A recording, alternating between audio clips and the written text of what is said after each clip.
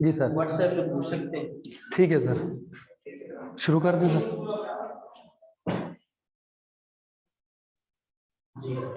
बिस्मिल्लाहिर्रहमानिर्रहीम।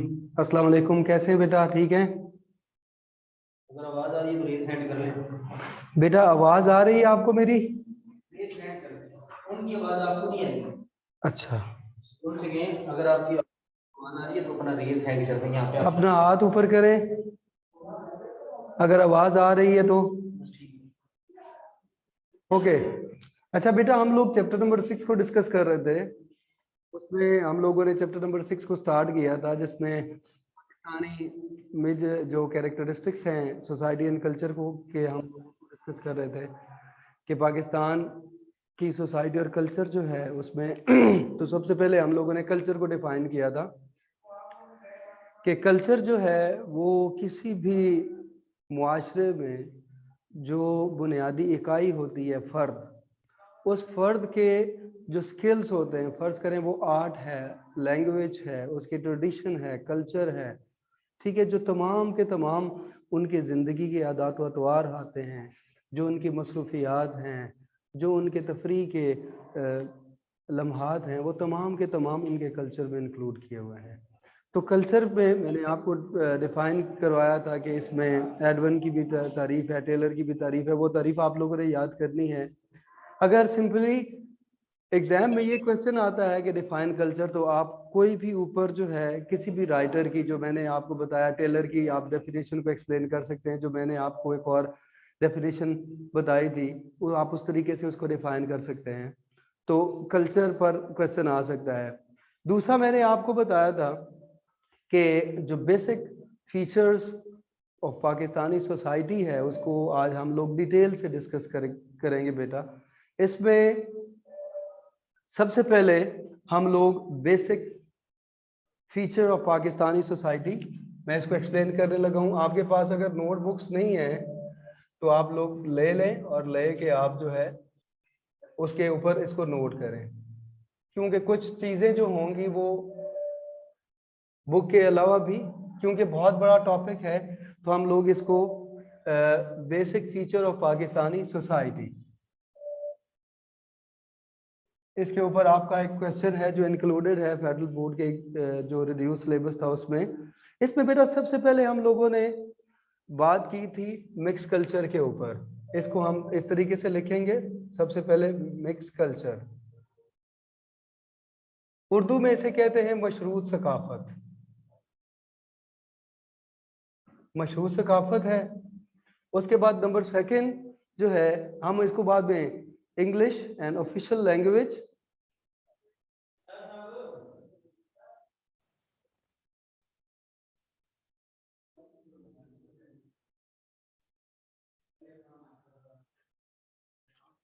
उसके बाद नंबर नेक्स्ट जो है वो है dowry system.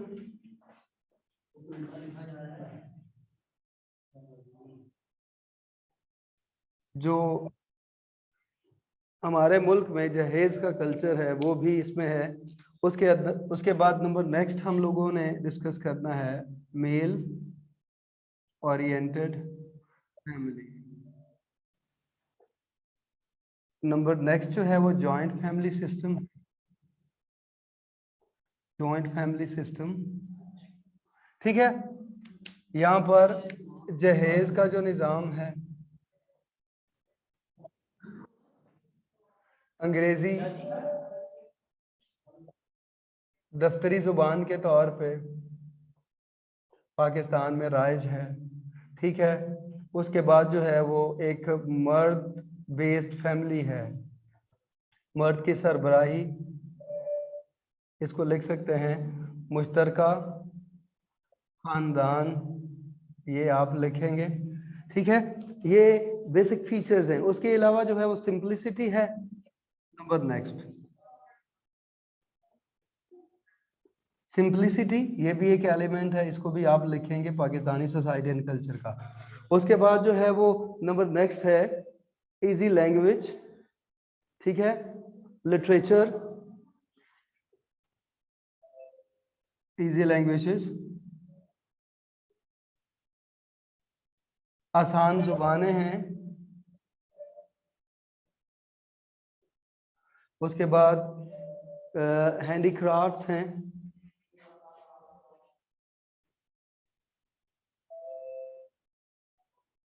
Handicrafts of Pakistan, ठीक है। और स्पोर्ट्स हैं, उलेमा एंड मशाइख हैं।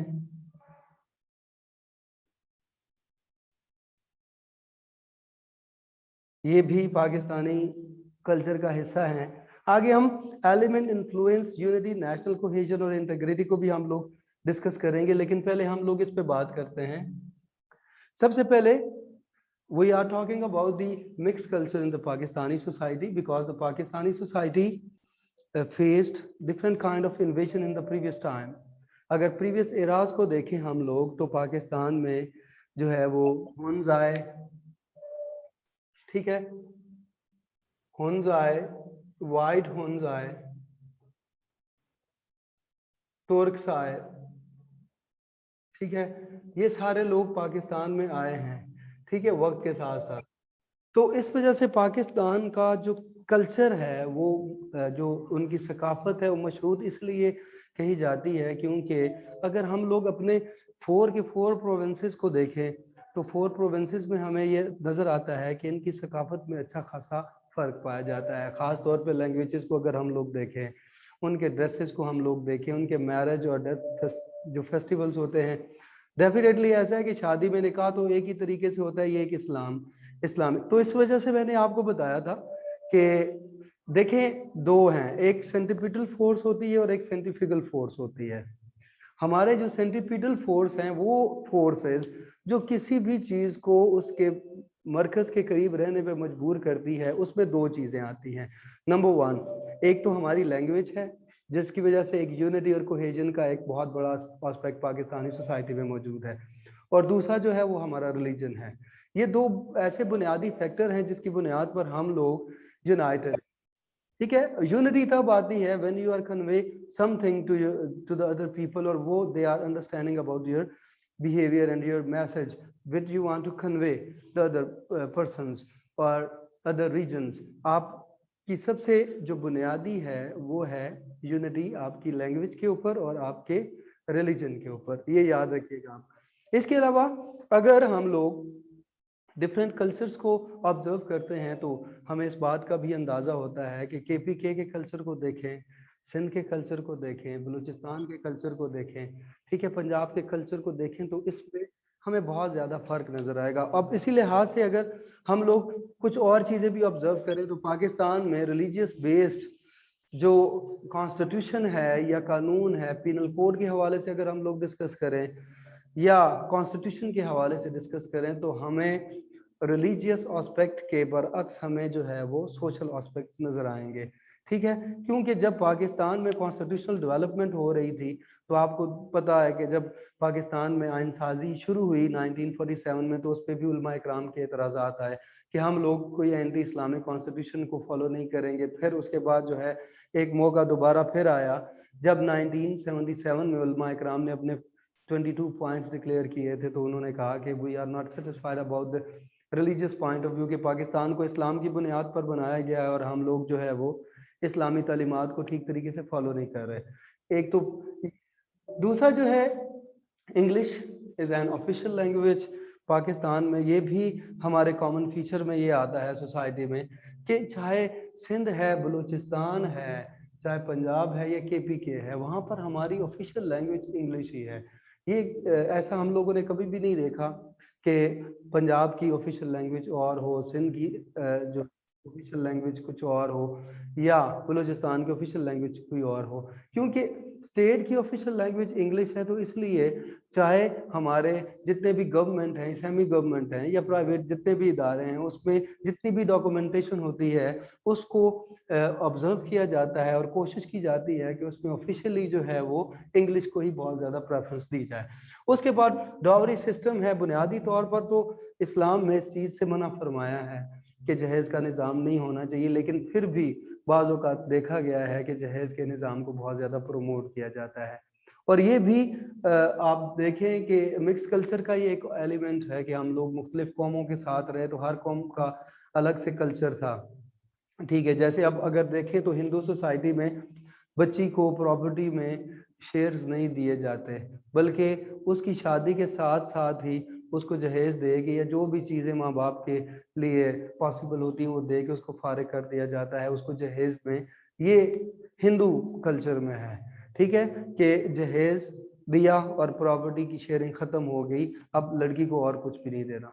ठीक है, उसके बाद जो है mail oriented family. Mail oriented family का कॉन्सेप्ट है पाकिस्तान में कि पाकिस्तान में ज़्यादातर जितनी भी फैमिलीज हैं वहाँ पर मर्द ही घर के सरबराहान होते हैं और उन्हीं के फैसलों को रिगार्ड किया जाता है। जहाँ पर भी आप देखेंगे तो आपको इस बात का अंदाज़ा होगा कि एक mail who is the more experience personality in the family, तो वो घर के जितने भी फैसले होते हैं वो अपने घर के फैसले खुद करता है, और मेल जो होते हैं उनको ज़्यादा प्रेफरेंस दी जाती है। बहुत कम ऐसा होता है, माइनर चांसेस ऐसे होते हैं कि किसी घर में अगर मेल मौजूद नहीं है या उसका इंतकाल हो गया है, तो उसका अगर कोई बड़ा बेटा है, अगर बेटा भी नहीं है तो फिर वाइफ जो है, बच्चे अगर छोटे हैं तो वाइफ जो है उनकी सारी जिम्मेदारियों का बोझ उठाती हैं। उसके बाद जॉइंट फैमिली सिस्टम के बारे में भी हम लोगों ने क्लास में डिस्कस किया था। पाकिस्तान में मोस्टली जॉइंट फैमिली सिस्टम का कॉन्सेप्ट है। यहाँ पर बाप बाप बाप होता है, फिर उसके बच्चे होते हैं, फिर आगे उनके बच्चे होते हैं, तो यहाँ पर जो है मुश्तरका खानदान का। और इसमें मैंने आपको एक और भी चीज ऐड करवाई थी कि in the foreign country there is a concept of the single system, and when the people was reach on the old stage in their lives, ठीक है, they will come in the old houses. तो वहां पर देखा, इसलिए जी, तो वहां पर ये देखा गया है कि उन लोगों को इतनी ज्यादा अटेंशन या केयरफुल एनवायरनमेंट वहां पर अवेलेबल नहीं होता, जिसकी वजह से फिर क्या होता है, अब फॉरेन कंट्रीज में भी इस कॉन्सेप्ट के ऊपर, जॉइंट फैमिली कॉन्सेप्ट के ऊपर दोबारा गौर करना शुरू कर दिया है, क्योंकि ओल्ड हाउसेज जो होते हैं वो किसी भी इंसान के लिए बहुत ज्यादा केयरफुल नहीं होते। और ये अभी जो नया कॉन्सेप्ट उनका आया वो ये आया है कि वो लोग भी अब जॉइंट फैमिली सिस्टम की तरफ दोबारा मूव होना शुरू हो गए हैं, क्योंकि उनके जहन में ये है कि जिस तरीके से औलाद अपने वालिदैन का ख्याल रख सकती है, वो ओल्ड हाउस में कभी भी उनको वो फैसिलिटीज नहीं मिल सकती जो उनकी औलाद उनके लिए कर सकती है। ठीक है, तो जॉइंट फैमिली सिस्टम दोबारा इंट्रोड्यूस होना शुरू हो गया है। उसके बाद सिंप्लिसिटी है।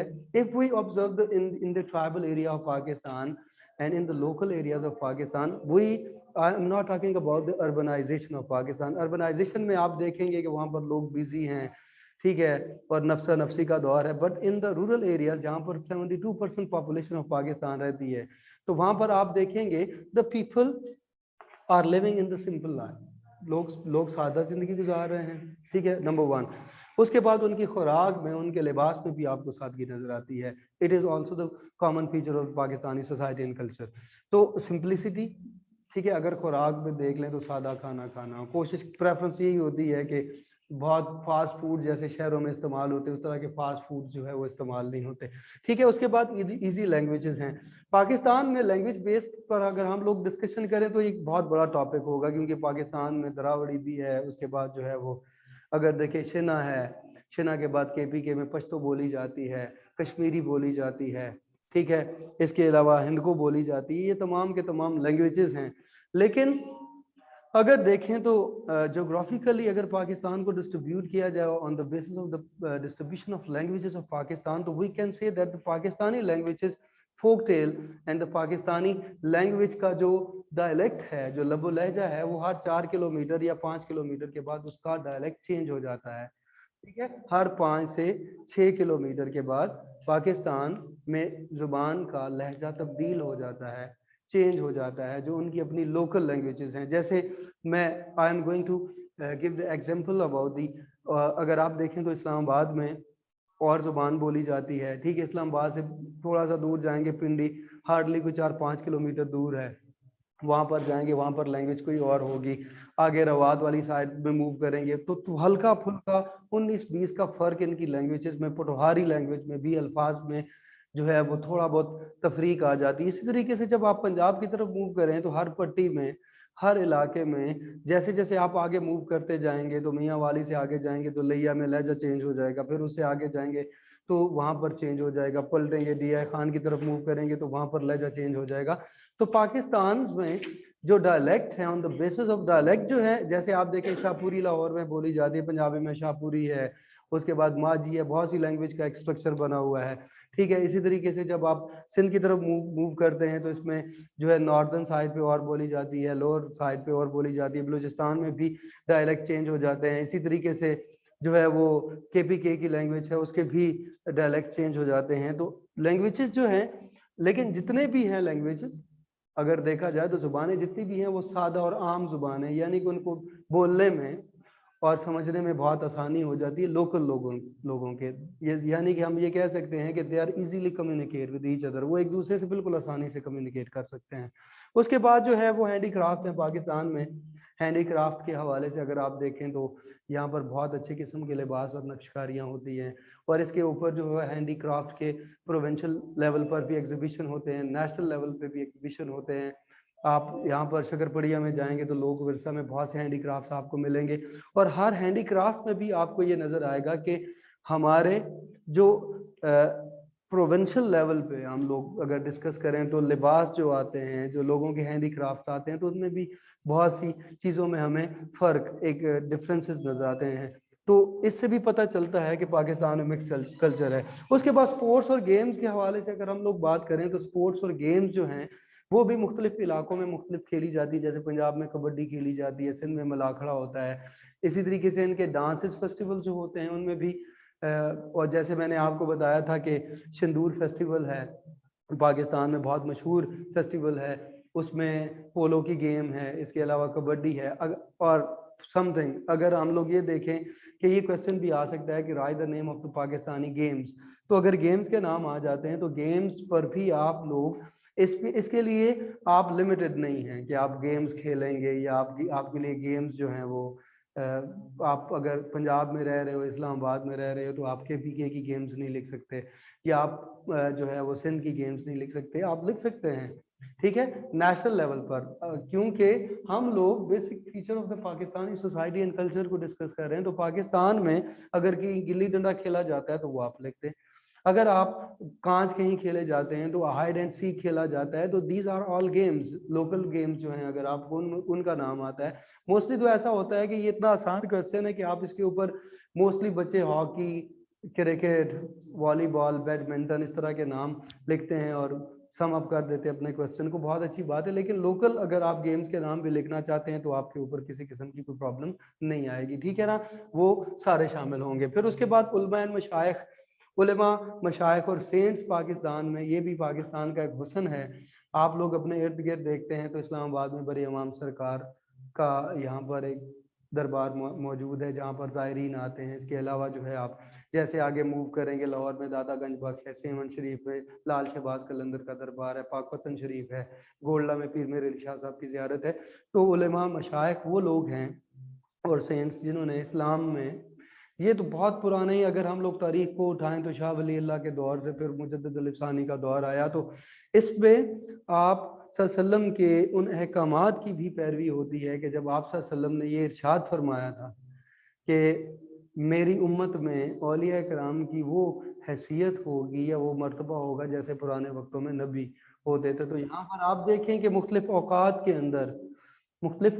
के अंदर अगर लोग आते हैं और आकर अगर कहीं भी कोई सोसाइटी अगर गुमराही में मुब्तला हो जाती है तो लोग कोशिश करते हैं, जो सेंट्स होते हैं, उलेमा होते हैं, मशाइख होते हैं, ठीक है ना, एंड दे आर द कीन observer about the behaviour of the population of Pakistan और स्पेसिफिकली मुस्लिम्स। तो वो मुसलमान अगर कहीं भी डी ट्रैक होने की कोशिश करते हैं तो कोशिश की जाती है कि उनको आप जो है वो एक सही सिरात मुस्तकीम की तरफ लेके चले जाएं। इसमें बहुत से लोग जो है वो देखें, मौलाना तारक जमील है, हर इंसान के अंदर खूबियां खामियां होती हैं, ठीक है। सर सैयद अहमद खान के दौर में भी लोगों ने उनको क्रिटिसाइज भी किया, शाह वलीउल्लाह के, तो ये क्रिटिसिज्म होता है, ठीक है, क्योंकि इस्लाम का दूसरा नाम जो है तबलीग है और तबलीग का लफ्जी मतलब होता है टकराव। तो अगर आप अल्लाह ताला के पैगाम को दुनिया के दूसरे कोनों में या अपने मुल्क के ही अंदर अगर पहुंचाना चाहते हैं तो डेफिनेटली आपके क्राइसिस होंगे, लोगों कोई आपको ठीक कहेगा, कोई आपको ठीक नहीं कहेगा, तो क्रिटिसिज्म होता है। तो पाकिस्तान में भी उलमा मशाइख का बहुत बड़ा रोल है, और जहां पर भी आप देखें कोई भी एंटी इस्लामिक कोई भी ऐसी एक्टिविटी होती है तो हमारे उलमा और मशाइख जो होते हैं वो उनको अपोज करते हैं। यही हुस्न होता है कि जहां पर भी दुनिया में आप देखें, जहां पर डेमोक्रेटिक गवर्नमेंट होती है, डेमोक्रेटिक गवर्नमेंट के लिए बहुत ज़रूरी होता है कि उसकी एक कामयाब डेमोक्रेसी के पीछे आपकी अपोजिशन भी कामयाब हो।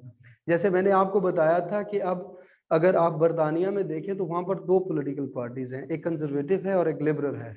तो लिबरल जो है अगर इक़्तिदार में आती है तो कंजर्वेटिव जो है अपोजिशन में चली जाती है, और कंजर्वेटिव इक़्तिदार में आती है तो लिबरल जो होते हैं वो अपोजिशन में चले जाते हैं। आप लोग हिस्ट्री में तो देखते हैं ना कि जब पार्टी चेंज होती थी, कभी लिबरल आती थी, कभी कंजर्वेटिव आती थी, तो उनके साथ साथ ही सब कॉन्टिनेंट के साथ में कॉन्स्टिट्यूशन में भी रद्द-बदल होना शुरू हो जाता था। जैसे 1909 का एक्ट आया, फिर 1919 का एक्ट आया जिसको रॉल्ट एक्ट कहते हैं, फिर 1935 का एक्ट आया, ठीक है।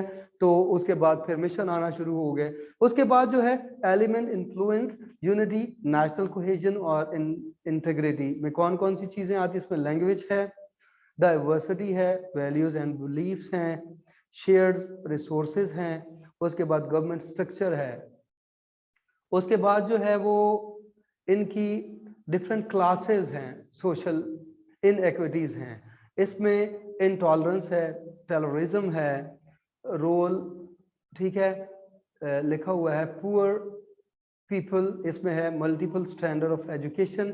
ये अब बात ये करने का मतलब है मेरा कि वो कौन कौन सी चीज़ें हैं जो हमारे मुल्क में नेशनल इंटीग्रेशन को या हमारे फीचर्स के लिए या हमारी यूनिटी के लिए खतरनाक है। उसमें सबसे जो पहली बात है वो है instable political system in Pakistan. Pakistan में जो इनस्टेबल पॉलिटिकल सिस्टम है ये सबसे बड़ा रिस्पॉन्सिबल फैक्टर है पाकिस्तान में, क्योंकि वक्त के साथ साथ अगर देखा जाए तो हमें वाज़े तौर पे नज़र आएगा कि पाकिस्तान में गवर्नमेंट चेंज होती रही, और गवर्नमेंट चेंज होने के साथ साथ हम लोगों ने अपने कल्चर की तरफ दी कि हम लोगों को कौन सा कल्चर जो है सूटेबल है हमारे लिए, हमें इस्लाम को अडॉप्ट करना चाहिए, हमारे रीजनल कल्चर जो है हमें उनको फॉलो करना चाहिए।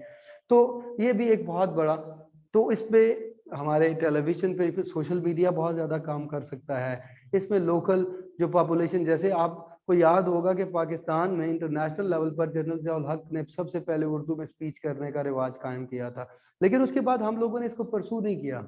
अगर देखा जाए तो क्या होना चाहिए कि उर्दू ही पाकिस्तान की, डेफिनेटली पाकिस्तान की नेशनल लैंग्वेजेस हैं। तो अगर देखा जाए तो चाइना को आप देख लें, सऊदीया को देख लें, तो ऐसे ममालिक दुनिया में मौजूद हैं एज ए एग्जाम्पल जिन्होंने इंग्लिश को बहुत ज़्यादा फॉलो नहीं किया, ना फोकस किया, लेकिन इसके बावजूद भी वो लोग बहुत ज़्यादा खुश हैं और डेवलप भी हैं।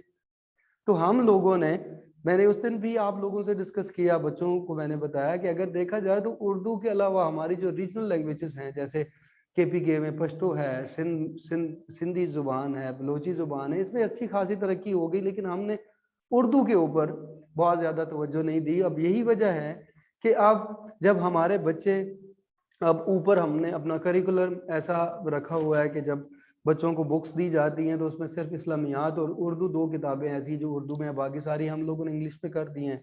तो इससे फिर ये होता है कि जब हमारे बच्चे SSC या HSSC लेवल पर पहुंचते हैं तो वहां पर आके बच्चों को बहुत ज्यादा प्रॉब्लम्स क्रिएट होती हैं, because Urdu is the sign of cohesion and integrity of Pakistan. तो हमें ये कोशिश करनी चाहिए थी कि हम लोग उर्दू को किसी ना किसी, ये होना बहुत लेट था, लेकिन कोशिश ही करनी चाहिए थी कि हम उर्दू को स्टेप बाय स्टेप अपने ऑफिशियल लेवल पर भी लेके आते, ताकि आज हम लोग ऑफिशियली हर चीज को उर्दू में देख सकते हैं, लेकिन इस पर बहुत ज्यादा काम नहीं हो सका।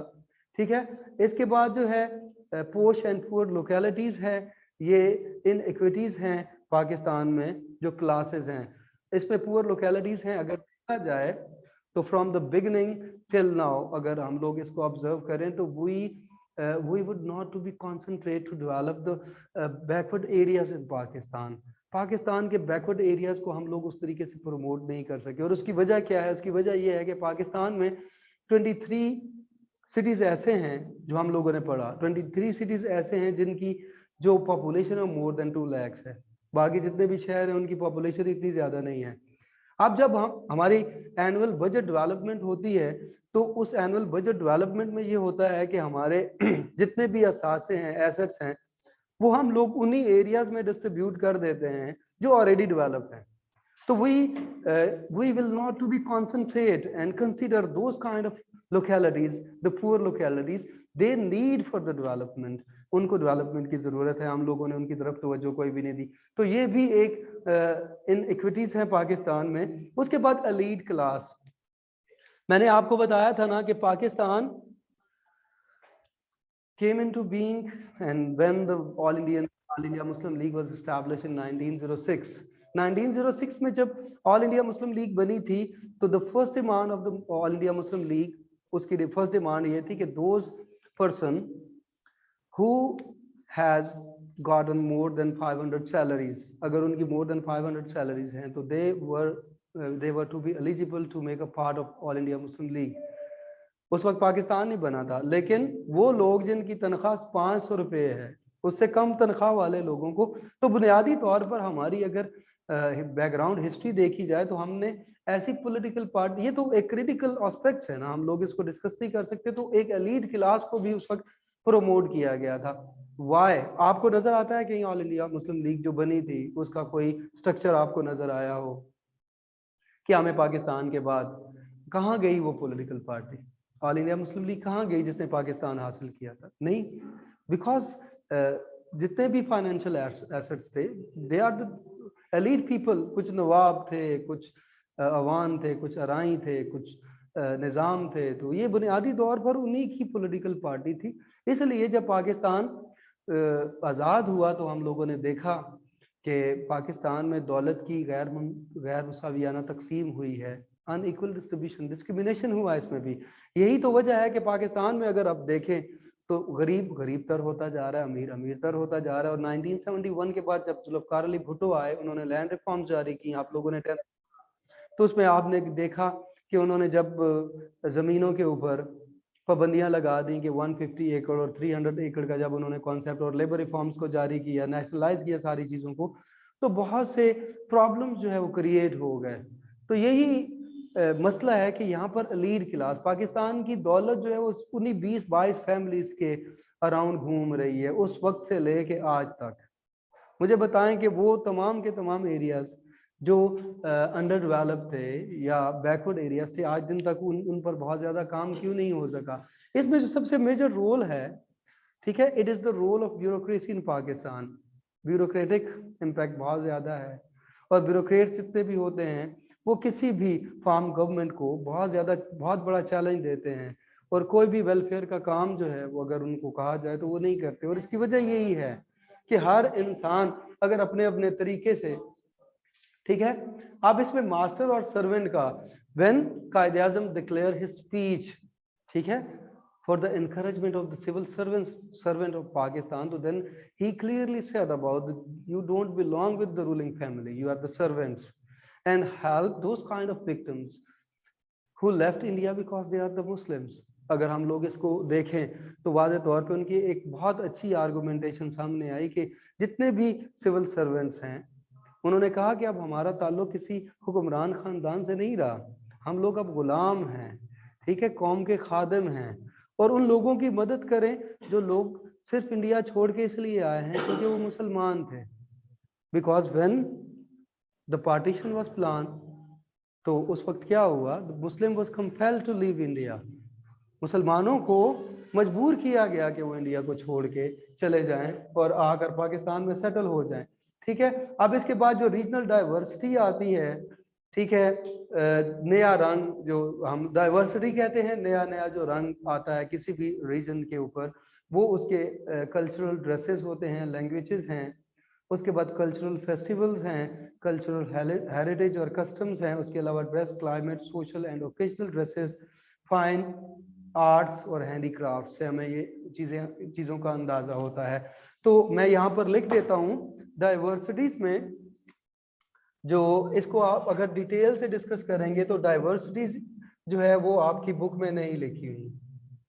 डाइवर्सिटीज़ क्या है? डाइवर्सिटी का मतलब होता है नया नया रंग जो चढ़ा है, जो मौजूद होता है किसी भी रीजन में, उसमें कल्चरल ड्रेसेस आपके आते हैं,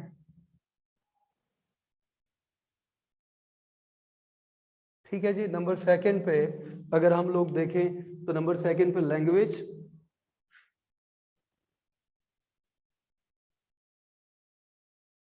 ठीक है, उसके बाद आता है कल्चरल फेस्टिवल्स,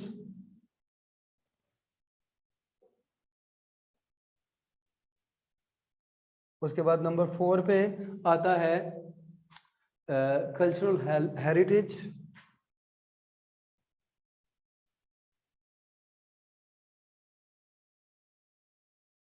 एक ये पॉइंट भी लिखेंगे। उसके बाद लिखेंगे जी climate and social occasion, climate and social occasion, ये भी एक एलिमेंट है डाइवर्सिटी का, ठीक है। उसके बाद है फाइन आर्ट, और नंबर 7 है आप लिखेंगे handicraft. These are the diversities.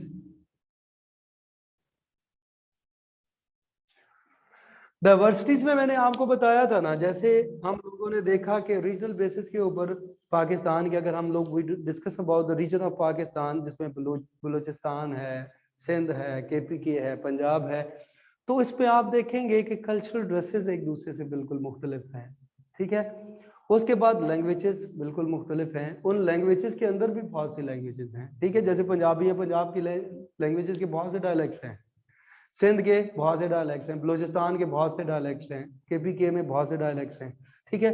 Dialects का मतलब होता है लहजे, बहुत से लहजे हैं उनमें, उन लैंग्वेजेस में। मेन तो 4 लैंग्वेजेस हैं ही हैं हमारी, 5वीं कश्मीरी भी हैं, हिंद को भी हैं। अब इनमें भी इनके अंदर भी बहुत से डायलेक्ट्स हैं। जैसे मैंने आपको बताया पंजाबी में माझी है, सराइकी है, शाहपुरी है, ये इनके लहजे हैं, ठीक है। अब तो इतनी ज्यादा पंजाबी डेवलप हो गई है कि बहाउद्दीन ज़करिया यूनिवर्सिटी और पंजाब यूनिवर्सिटी में अगर देखा जाए तो इस बेस के ऊपर एमएससी या एमए लेवल पर डिग्रीज में लोग कंपटीशन के एग्जाम भी देते हैं, एमए लेवल की क्लासेस भी इसी पर ली जाती हैं।